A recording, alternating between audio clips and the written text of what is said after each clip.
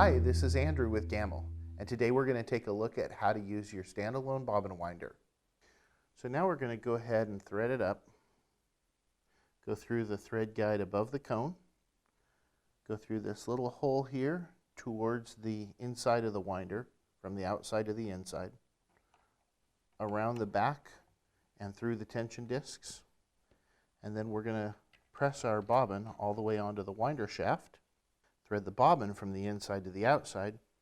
Hold the thread firmly but with some slack. Click to engage the winder. I usually wind at a medium speed and click on variable.